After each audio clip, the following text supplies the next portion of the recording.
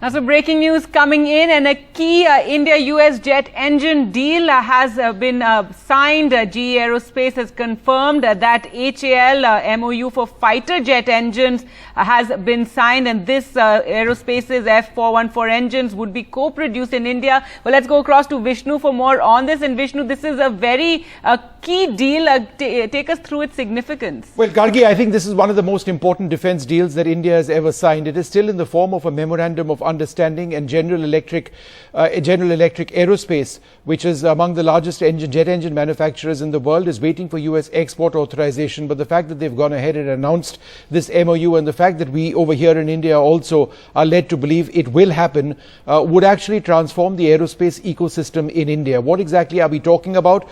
We are talking about an engine called the GE F414. This is an engine which is going to power the latest avatar of India's indigenous Tejas fighter, called the Tejas Mark II. The Tejas Mark II prototype is yet to be rolled out, but it is going to have this engine on board.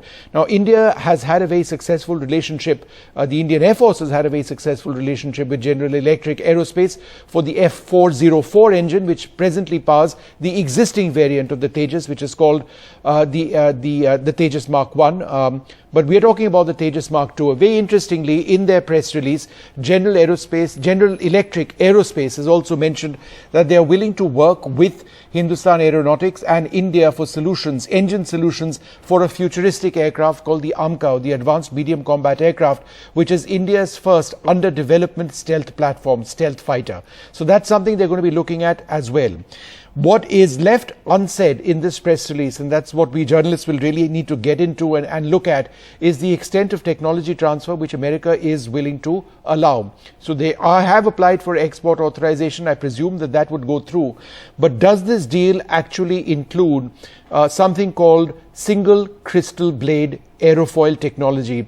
Single crystal aerofoil technology is a holy grail. It involves the use of super alloys and extremely advanced manufacturing processes so that engines like the F414 can operate at temperatures up to 2000 degrees centigrade, be relatively fuel efficient, be extremely reliable, and be overhauled not very frequently, like, for example, existing Russian engines, but after or over several thousands of hours. So essentially a much more efficient, much more powerful, and a much more fuel efficient engine is what India wants, and this would be the bedrock for future aviation programs in the country. So will they transfer that single crystal technology to India? Yes or no? We do not know, but whatever it is that they do transfer to India will be significant. No other country in the world has received this element or this aspect of American defense technology. It's one of the most closely held defense secrets, the deep end of engine manufacture of jet engines. So that's something that India is going to be getting, and it is very much a highlight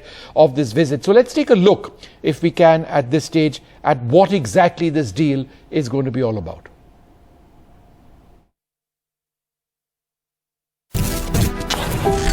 Jet engine technology, widely considered the holy grail of civil and military aviation. This is the General Electric GE F414 engine, a cutting-edge jet engine that powers the F-A-18 Hornet, the US Navy's go-to fighter. This engine may now be produced by General Electric in India in a multi-billion-dollar deal with Hindustan Aeronautics, with reports suggesting that America is willing to transfer key technology worth up to 80% of the value of the deal. It would power the LCA Mark II, an advanced variant of the Made in India Tejas fighter that you see here. The United States has never allowed the transfer of this level of technology to anyone. State-of-the-art jet engines include components which are deeply intellectual property rights protected, with manufacturing processes that are top secret. The technology that India may get includes coating and machining of single crystal turbine blades. What exactly are we talking about? Consider this. Manufacturing components of jet engine turbines has always been a massive engineering challenge through the history of aviation. Jet turbines need to retain their shape, their strength, and their efficiency at temperatures up to 2000 degrees centigrade.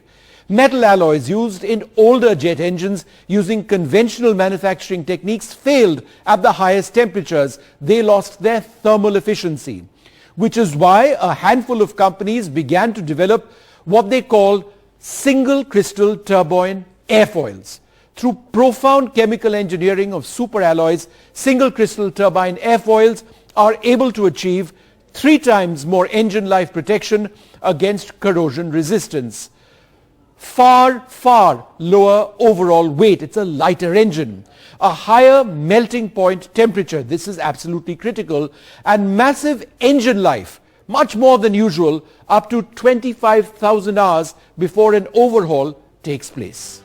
For India, the deal will mean that GE will open shop in India in partnership with HAL at a new plant to introduce the manufacturing processes required to build not just single crystal turbine blades, but also other key components, including laser drilling for combustion, machining of powder metallurgy, and the manufacture of compression discs and blades. The GE 414 IN6 engine, when it's built in India, will power not just India's indigenous Tejas Mark II fighter, but also the futuristic AMCA, or Advanced Medium Combat Aircraft, a stealth fighter. For the Indian Air Force, this will mean reliable and long-lasting jet engines. Russian engines in the past frequently needed an overhaul at a few hundred hours. Now you have engines which can be overhauled after several thousand hours. Engines which are lighter, more powerful, much more fuel efficient, and with the potential to be upgraded for future use. The benefits of all of this will be transformational for the Indian Armed Forces. Vishnu Shom for NDTV.